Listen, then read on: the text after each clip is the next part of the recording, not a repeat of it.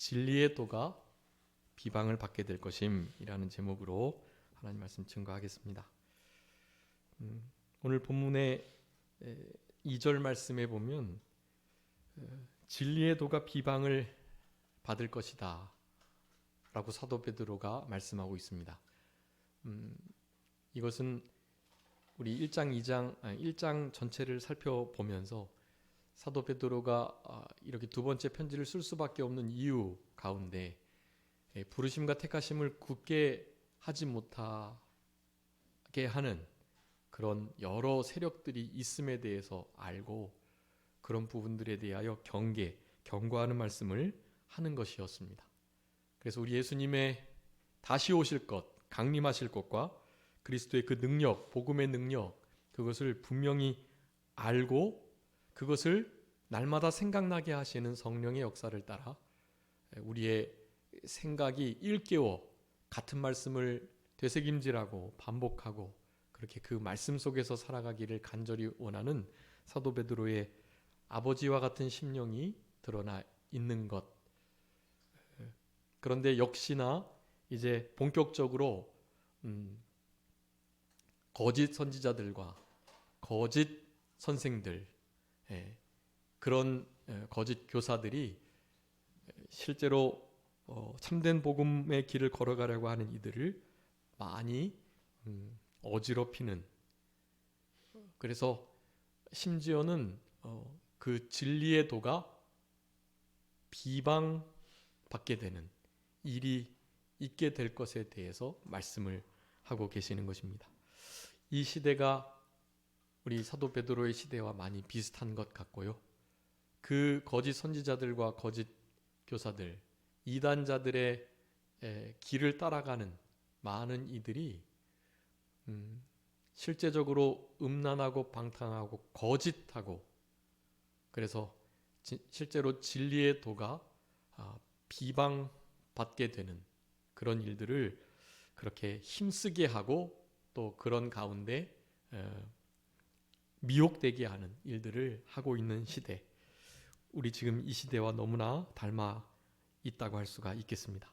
이런 자리에서 우리는 돌아가야만 합니다. 여호와께로, 진리 가운데로 돌아가려는 마음을 항상 가지면서 그렇게 날마다 개혁되는 하루하루의 삶이 되어야 할 것입니다.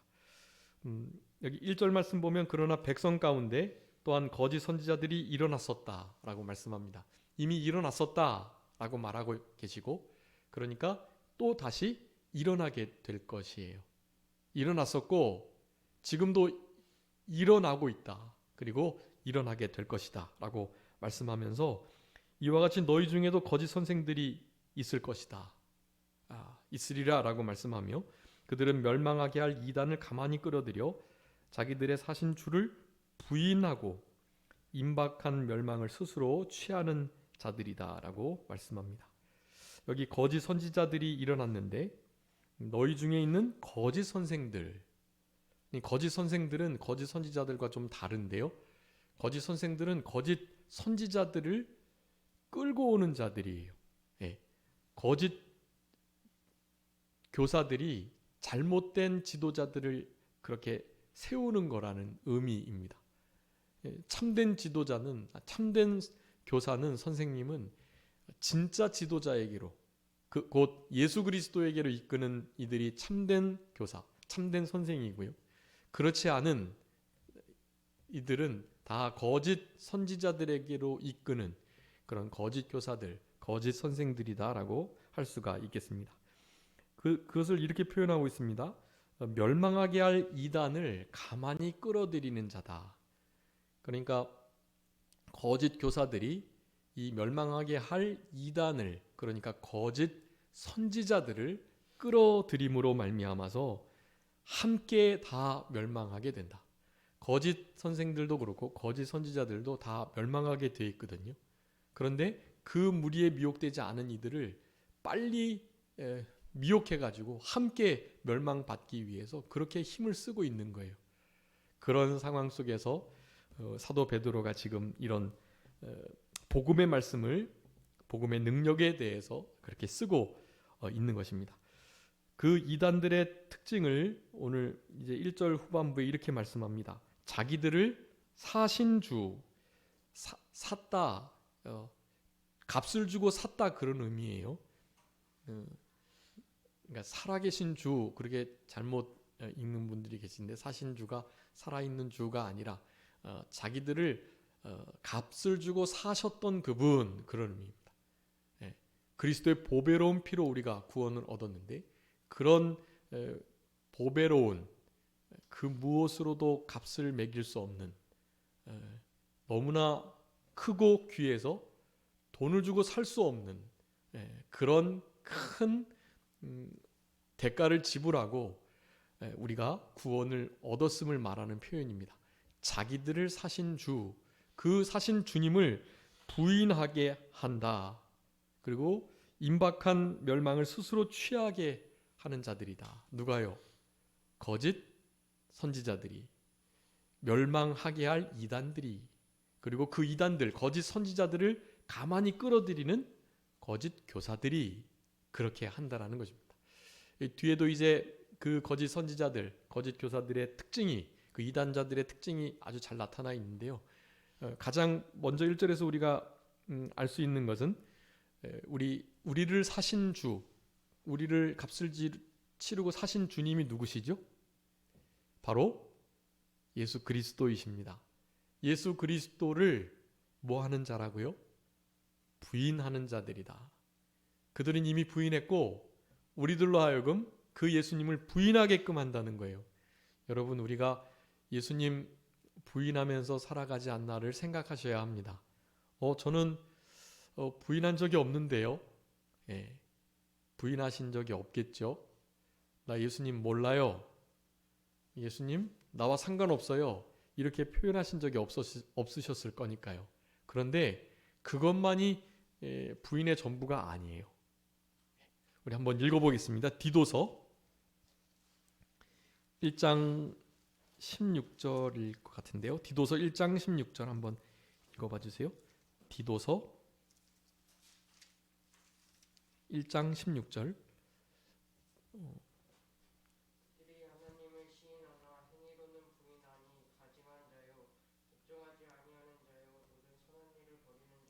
아멘. 와, 우리 승영제가 잘 찾아 읽어주셨습니다. 거기 보니까 하나님을 뭐 하나?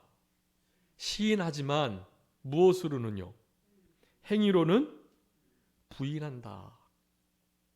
사실은 말로는 부인한 적이 없어요.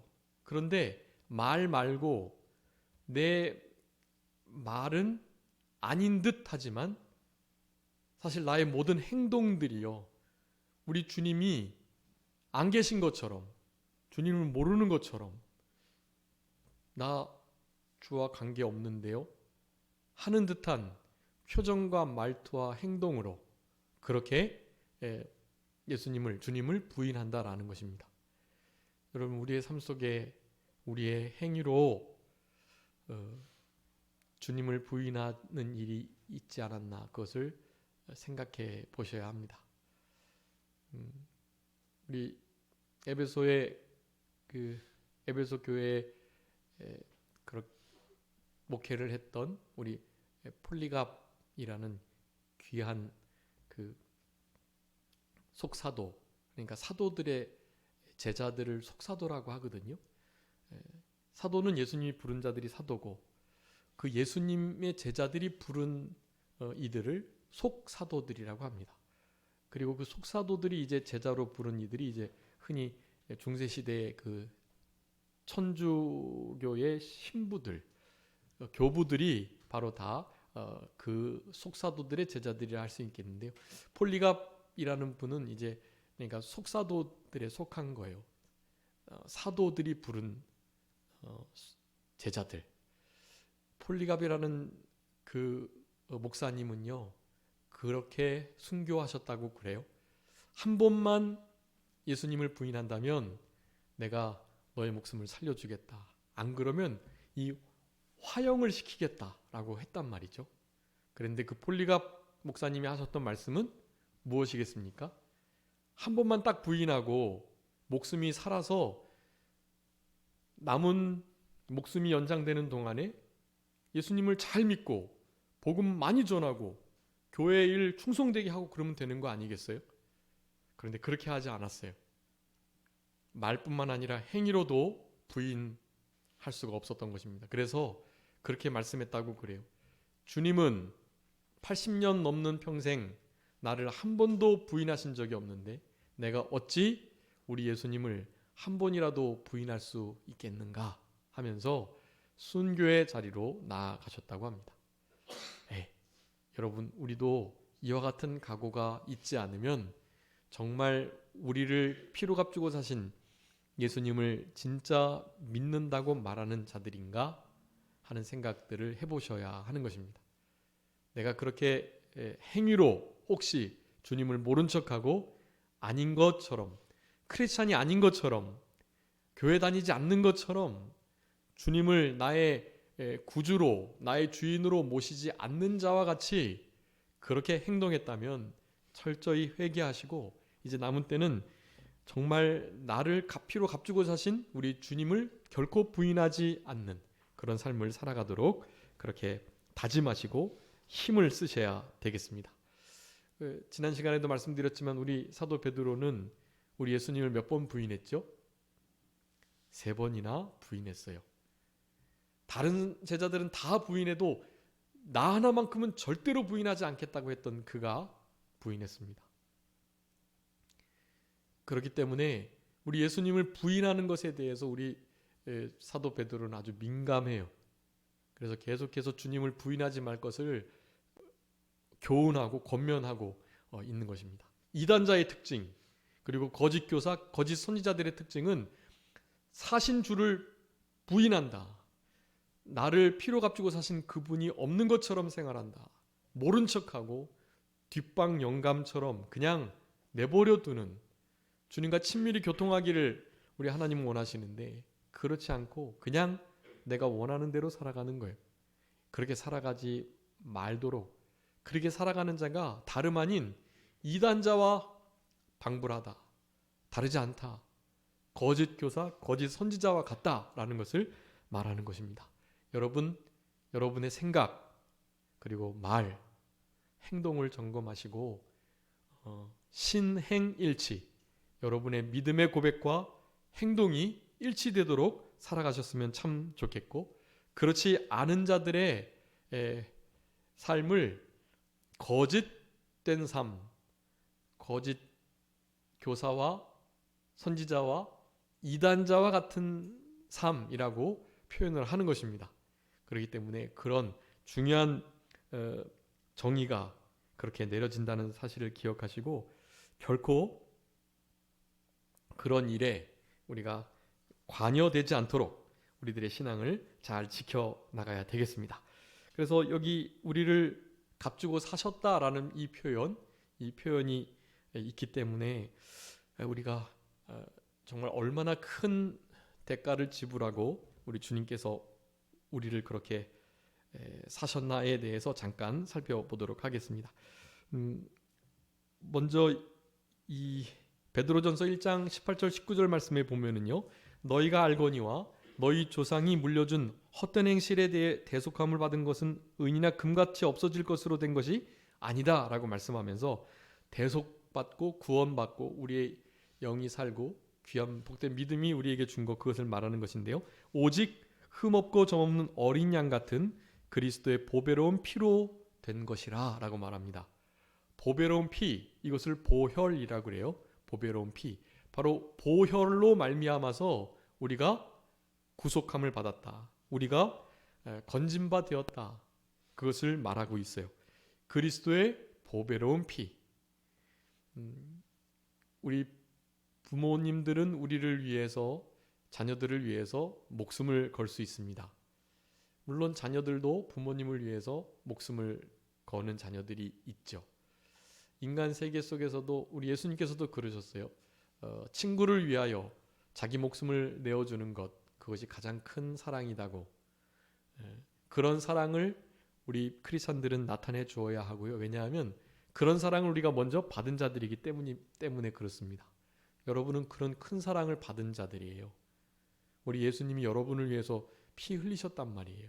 그러니까 그 피 흘린 일이 헛되지 않도록 사도들이 복음을 전하면서 세워진 교회들을 돌아보고 그들의 신앙이 잘 성장하기를 늘 기도하고 그렇게 목회를 하면서 정말 안타까웠던 것은 그 신앙을 빨리 부인하고 다른 복음을 받아들이면서 그리스도의 십자가가 밝히 보이는데도 그 십자가의 피 보혈 예수님이 흘리신 그 죽으심 그것을 전혀 생각하지 않고 자기의 뜻대로 살아가는 모습들을 보기 때문에 너무 가슴이 아팠던 거예요. 여러분, 이게 그냥 성경에서 그렇게 말하고 있으니까가 아니고요. 여러분, 우리의 실제적인 삶을 돌아보실 때 진짜 아주 작은 일 하나도요, 하나님께서 성경에서 바라는 그 성경의 원리대로 하나님의 뜻대로 뭐든지 생각하고 말하고 행동하려고 해야 해요. 그렇게 하지 않으면 우리들을 사신 주, 우리들을 위해서 피값을 지불하신 그 예수님을 실제로 부인하는 삶을 사는 거나 마찬가지예요. 그 보배로운 피를 헛되게 하지 않도록 우리는 날마다 그 우리를 위해서 큰 희생이 지불됐다는 것을 잊지 않고 항상 기억하는 생활이 필요합니다. 그것이 날마다 죽노라 고백하는 삶이에요. 그리고 고린도후서 4장 10절에 있는 것처럼 내가 예수를 죽였다.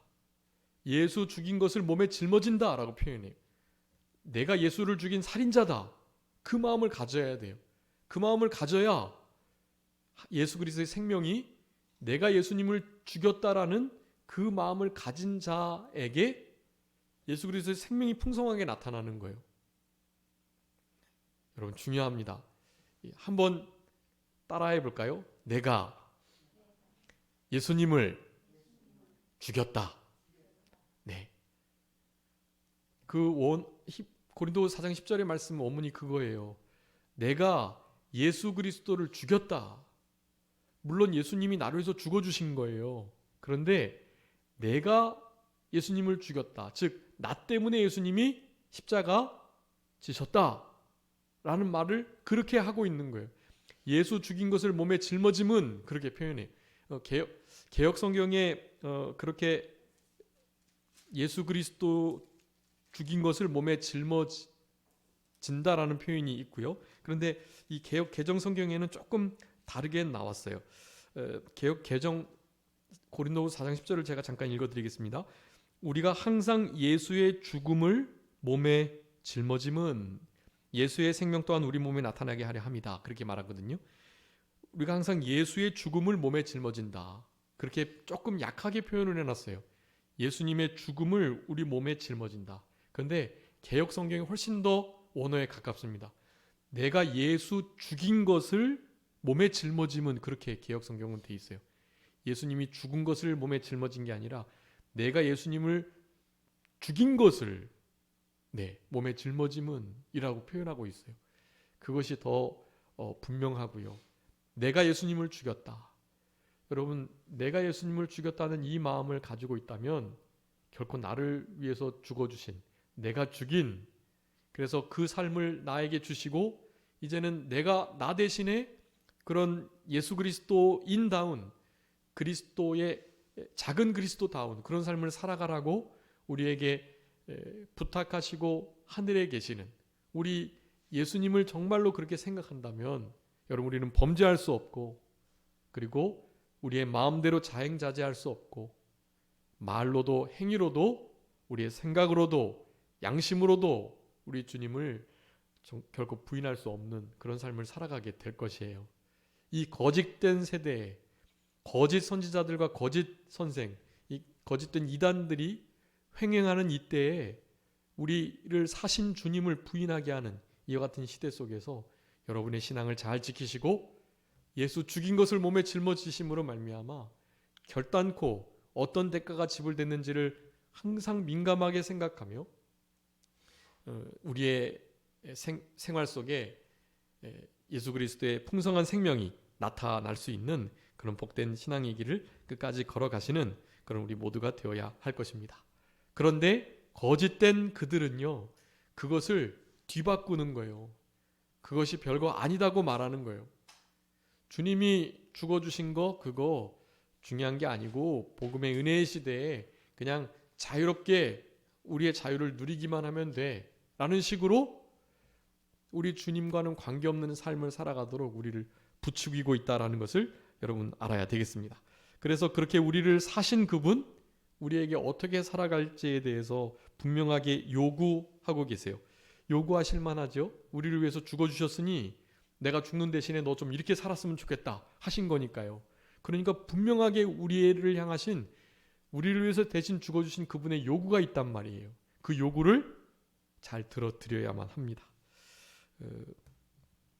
고린도전서 중요한 말씀이니까 우리 다 같이 한번 찾아서 읽어보겠습니다. 6장 19절 20절 고린도전서 6장 19절로 20절 말씀.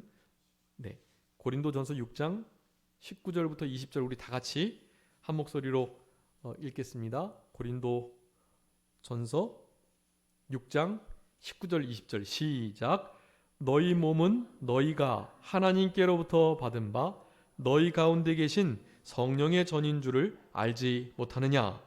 너희는 너희 자신의 것이 아니라 값으로 산 것이 되었으니 그런즉 너의 몸으로 하나님께 영광을 돌리라. 아멘. 여러분 이 말씀도 요절로 외우셔야 되겠죠? 네, 우리 남성호 목사님도 요절을 많이 이렇게 외우시라고 하셨던 것 같은데 이 말씀도 꼭 외워주세요.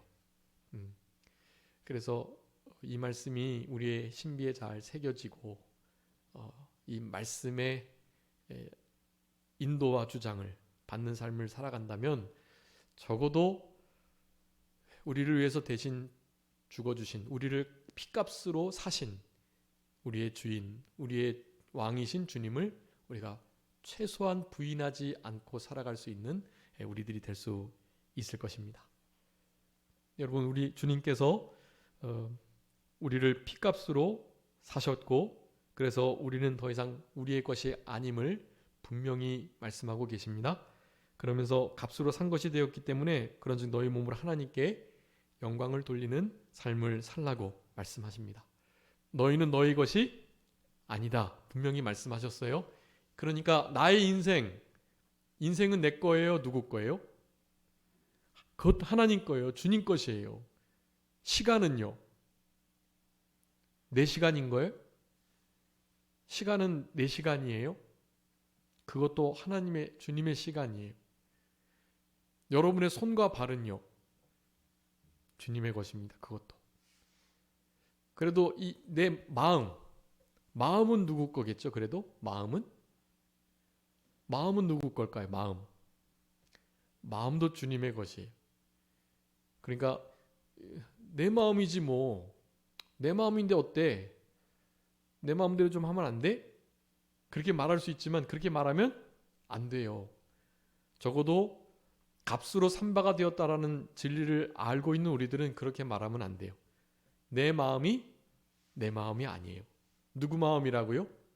하나님의 마음이, 주님의 마음이에요. 그러니까 내 마음대로 하려 하지 마시고 마음도 무엇의 주장을 따라? 하나님의 말씀의 주장을 따라, 성령님의 주장을 따라, 예수 그리스도의 인도를 따라 그렇게 살아가시도록 하셔야 합니다. 주님의 것이니 값으로 사셨으니 우리는 주의 것으로 살아가는 우리들이 되어야 합니다. 여러분 혹시 크리스찬이라는 말씀 들어보셨죠? 크리스찬이 무슨 뜻인지 혹시 아세요? 크리스찬을 번역하면 기독인이란 뜻이 기독교를 믿는 사람 그런 의미인데요. 사실은 영어 그 자체로 크라이스트 거기다가 뒤에 어미를 사람을 의미하는 어미를 붙인 거거든요. 크리스찬 그래서 크리스찬이 된 건데요. 그 뒤에 그 어미가요 그런 뜻이에요. 그 앞에 크리스는 그리스도를 의미하고요. 그러니까 그리스도 사람, 크리스찬이라고 그 의미인데 크리스찬은 한마디로 그런 뜻입니다. 그 뒤에 붙는 전미 TIAN이요 작은이란 뜻이에요. 그러니까 작은 그리스도 그런 뜻이에요. 네. 크리스찬이 무슨 뜻이라고요? 작은 그리스도. 예. 그러니까 여러분이 나 크리스찬이야라고 말할 때 뭐라고 말씀하시는 거예요? 나는 작은 예수야. 그런 의미예요. 그러니까 진짜 크리스찬으로 살아가셔야 돼요. 작은 예수로 살아가시는 거예요.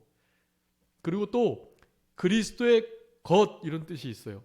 그러니까 작은 그리스도 그리고 그리스도의 것 그리고 그리스도께 속한 이런 의미가 다 있습니다. 거기 안에 크리스찬 안에.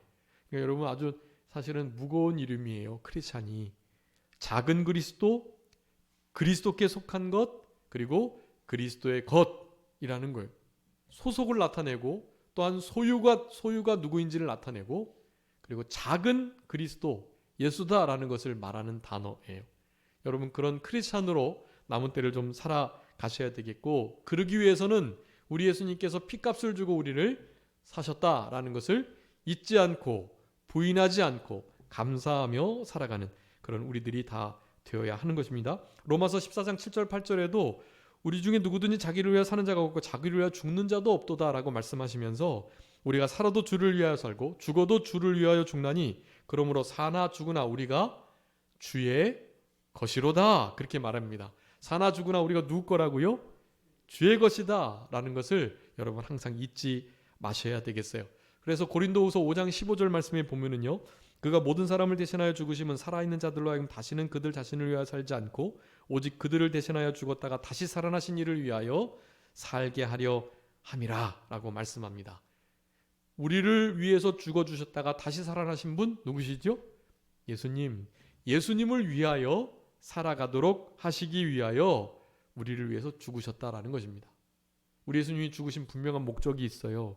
우리를 구원하시기 위함인데요. 구원만 하신 것이 아니고요. 구원받은 우리가 우리를 위해서 죽으셨다가 다시 살아나신 우리 예수 그리스도를 위해서 살아가도록 우리를 위해서 죽으셨다라는 것입니다. 자, 우리는 주님의 것이고요. 그를 위해서 살아가야 할 자다. 우리를 사신 주를 부인하지 않는 자들의 중요한 태도입니다. 나는 주의 것이다. 그리고 주를 위해서 살아가야 된다. 크리스찬이 그런 의미예요. 작은 예수로 살아간다. 그리스도의 것으로 그리스도께 속한 자로 살아간다. 그런 의미니까 여러분 남은 때는 내가 예수님을 죽였다라는 이 중요한 명제를 분명히 기억하시고 예수 그리스도 죽인 것을 몸에 짊어지는 그런 우리들이 되어서 그리스도의 생명이 우리 가운데서 풍성히 나타나는 그런 우리들의 삶이 되어야 하겠습니다. 너희가 값으로 산바가 되었으니 사람들의 종, 죄의 종이 되지 말아라. 고린도전서 7장 23절에 말씀하고 계셔요. 그리고 계시록 1장에도 있고 5장 9절에 보면 우리 예수 그리스도께서 사람들을 피로 사셔서 하나님께 드리셨다. 그렇게 말합니다. 우리 예수님의 자신의 피값으로 우리를 사셔서 누구에게 드리셨어요? 하나님께 드리셨어요. 그러니까 우리는 하나님의 것이 또한 되는 거예요. 우리는 주의 것, 그리스도의 것, 그리고 하나님의 것, 그리고 성부, 성자, 성령 하나님을 위해서 살아가야 할 자. 그래서 그 모든 말씀들을 잘 포함해가지고 놓은 아주 중요한 요절이 또한 하나 있는데요. 그게 바로 갈라디아서 2장 20절입니다. 그것도 한번 우리가 우리를 사신 주를 부인하지 않는 오늘 베드로후서 2장 1절에 있는 그 말씀을 우리가 지금 이제 상고하면서 아주 중요한 말씀으로 다시 한번 보도록 하겠습니다. 갈라디아서 2장 20절 한번 다 찾아서 읽도록 하겠습니다. 갈라디아서 2장 20절 우리 다 같이 읽겠습니다. 갈라디아서 2장 20절 갈라디아서 2장 20절 다 같이 읽겠습니다. 시작. 내가 그리스도와 함께 십자가에 못 박혔나니 그런즉 이제는 내가 사는 것이 아니요 오직 내 안에 그리스도께서 사시는 것이라. 이제 내가 육체 가운데 사는 것은 나를 사랑하사 나를 위하여 자기 자신을 버리신 하나님의 아들을 믿는 믿음 안에서 사는 것이라. 아멘. 여러분 우리가 사는 것은 나를 사랑하사 나를 위하여 자기 몸을 버리신 자기 자신을 버리신 하나님의 아들 예수 그리스도를 믿는 믿음 안에서 사는 것이다 라고 말씀하면서 내가 그리스도와 함께 십자가에 못 박혔다. 날마다 죽노라 고백하는 게 그거예요. 우리의 정과 욕심이 십자가에 못 박혔던 거, 그런 것을 다 말하는 것이고, 그러면서 이제는 내가 사는 것이 아니라는 거예요. 주의 것이니까, 하나님의 것이니까 주를 위하여, 우리를 위해서 죽어주셨다가 사신 그분을 위해서 살아가야 하는 것이에요. 그래서 내 안에 사는 것이 그리스도이시지 내가 사는 것이 아니다 라고 말하면서 나를 사랑하셔서 나를 위하여 자기 목숨을, 자기 자신을 버리신 우리 주님을, 하나님의 아들을 믿는 그 믿음으로 남은 때 살아가는 것. 여러분, 그것이 오늘 베드로후서 2장 1절에 나오는 바로 그 자기들을 사신 주를 부인하지 않는, 그러니까 그 이단자, 거짓 사도, 거짓 선지자들과 같지 않은 그런 참된 하나님의 사람들이라는 것을 우리들에게 분명히 말씀해주고 계십니다. 우리를 사랑하신 분, 그래서 피 흘리신 분, 로마서 5장 8절에 우리가 죄인 되었을 때 우리를 사랑하셨다고 말씀하고 계시고요. 에베소서 5장 2절에서는 우리를 향하여 너희도 사랑 가운데 좀 행해라. 용서하고 허물을 덮어주고 죄를 가리워주고 그렇게 사랑하는 삶을 살아가라 라고 말씀하시면서 우리 예수 그리스도께서 우리를 위하여 자신을 버리셔서 향기로운 제물, 희생제물로 하나님께 드리셨으니 우리도 그렇게 주님을 따라서 자신을 희생하며 화목제물로 자신을 버리는 그런 자리에까지 나아갈 수 있도록 그렇게 살아가라. 그렇게 우리들에게 말씀해주고 계시는 것입니다. 그래서 오늘 본문의 말씀을 통해서 이제 사실 1절밖에 못한 것인데요. 사신 주를, 우리를 사신 주를 부인하지 않는, 그렇게 그리스도의 것으로, 하나님의 것으로 주님을 위하여 살아가는 그런 우리들이 되었으면 좋겠고요. 그렇게 우리들을 살아가지 못하도록 우리들로 하여금 거짓으로 사탄은, 이 거짓 선지자들과 선생은 그렇게 우리를 인도하는데요. 여러분, 아담과 하와가 에덴 동산에서 처음 그 뱀에게 들어간 사탄의 꾀임을 받을 때 어떤 꾀임을 받았죠? 바로 그때도 거짓된 그 미혹에 넘어가게 된 거예요. 그 뱀이 뭐라고 말했습니까? 선악을 알게 하는 그 나무, 그 실과 그거 먹는 것에 대해서 사실은 별것 아닌 것처럼 거짓말을 한 거예요. 하나님이 너 그거 왜 못 먹게 했는 줄 알아? 그거 먹으면 자기처럼 될까 봐 그런 거야. 그거 먹으면 하나님처럼 너도 될 것 같으니까 하나님 그거 못 먹게 하신 거야. 근데 만약에 그거 너 먹지? 그러면 어떻게 되는 줄 알아? 하나님과 같이 돼. 죽지도 않아. 사탄은 아주 처음부터 우리로 하여금 거짓으로 접근해서 거짓된 미혹에 빠져가지고 진짜 정죄를 당하고 영죽을 그 죄에 빠지게 만든 것입니다.